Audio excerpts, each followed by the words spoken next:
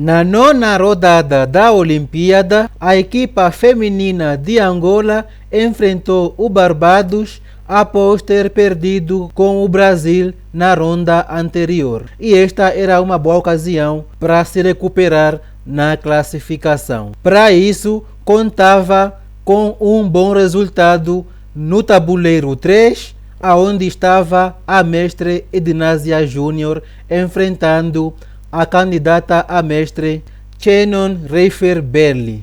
Na sequência, vou contar para vocês a história deste confronto.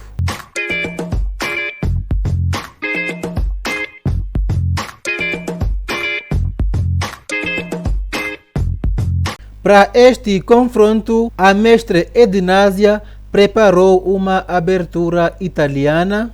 Após o bispo C5, Ednásia faz o C3, preparando o D4, já abrindo o centro. E assim, após o cavalo F6, manda logo o D4. É por D4, mas Ednásia não tem pressa em retomar o seu peão. Ela prefere seguir desenvolvendo. A WCM de Barbados não foi gananciosa. Seguiu com o D5 e aqui sim veio a troca de peões em D5 e depois Ednásia recupera o seu peão. E o bispo atacado vai para E7. Ednásia abre mão do par de bispos, trocando pelo cavalo, e depois ganha um tempo sobre a dama que recua para a casa de origem. E estamos prestes a chegar no momento da partida. Veio D5 com ataque no cavalo que pula para B8, preferiu recuar para a casa de origem ao invés de colocá-lo no canto, que poderia ser alvo de ataques e ficaria muito mal colocado. Por isso, preferiu perder um tempo e assim depois poderá voltar para a partida com segurança. Bispo F4 segue desenvolvendo a Ednásia. A6 é o lance da Shannon. Ednásia está com grande vantagem de desenvolvimento e atividade de peças, ao contrário da sua oponente, que ainda não conseguiu desenvolver a ala da dama. Mas ao menos já resolve nesta ala do rei. Cavalo E4, abrindo um ataque descoberto no peão de C7, forçando ao C6, que esta era a posição que a Ednásia queria. E aqui segue uma sequência de mestre. Primeiro, Ednásia troca o seu bispo pelo cavalo e chegou o D6. E a pergunta é: aonde vai este bispo? O bispo tem as casas de F6, G5 e H4. Porém, G5 não pode porque é uma casa duplamente defendida por dois cavalos. E se bispo H4 leva G3. E se bispo F6, que foi o lance jogado por Shannon, leva cavalo por F6. E mais um dilema. Se captura de peão, está expondo o rei. E se captura de dama, perde o bispo. E não adianta trazer aqui a torre tentando cravar o peão, porque Ednásia captura o bispo com promoção e ainda cravando a torre, não dando tempo de capturar a dama. Esta foi a linha que Ednásia viu desde o momento em que fez o cavalo E4, abrindo aquele ataque descoberto neste peão que estava em C7, e assim forçando a uma sequência de erros que chegou nesta posição. A Shannon viu a sequência entre perder um bispo e expor o rei. Ela optou pela segunda opção e quem sabe no futuro consegue trocar as damas e assim não terá o efeito da abertura da coluna. Para entender a genialidade desta sequência, vamos recuar um pouco alguns lances e veremos o quão foi importante este bispo por B8. Era para eliminar um dos defensores desta casa de D7. Uma visão de águia da mestre Edinásia Júnior. Segue o bispo E6 com ataque no peão de A. Edinásia não dá bola, ela quer levar a torre para o ataque. Com isso, a Shannon não capturou o peão, pelo contrário, bloqueou o acesso da torre à coluna H. Aqui a engine diz que Edinásia deveria ter sacrificado a qualidade, porque teria um ataque promissor com a outra torre e este cavalo. Mas essa vantagem é ainda de longo prazo, por isso Edinásia preferiu jogar o simples e a Shannon traz a torre para a coluna e tentar defender esta posição. Cavalo F5 ameaçando checkmate em 2, então a Shannon já defende contra-atacando a dama que vai para D3. Mas ainda o tema de mate prevalece, agora tem mate em 3, por isso Rei H8 é o lance que defende a sequência de mate, porque após o Dama G3 já tem o Dama G8 defendendo tudo.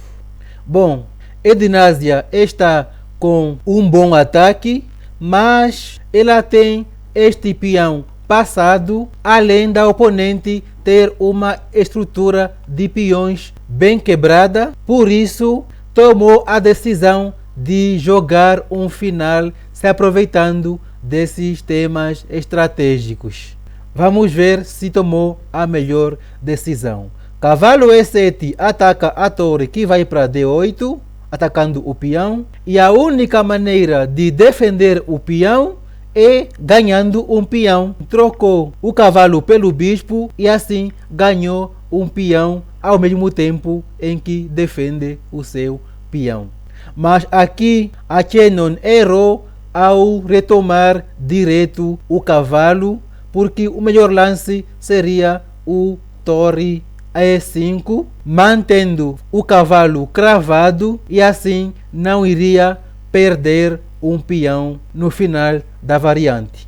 Mas não viu e assim Edinásia está com uma vantagem de um peão, além de manter o seu peão passado a apenas 2 casas da promoção. As coisas estão muito boas para Edinásia.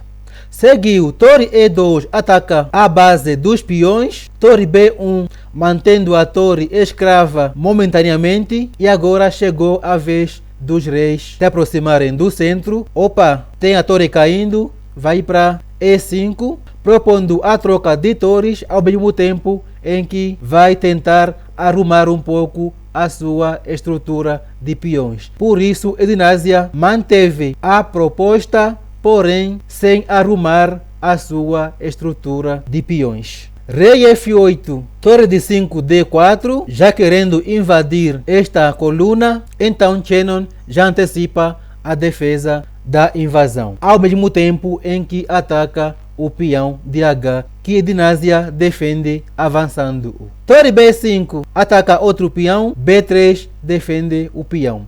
Torre B6 e vieram mais lances de rei que estão próximos do centro, e aqui Edinásia fez uma leitura em que dava para sacrificar este peão com duplo propósito.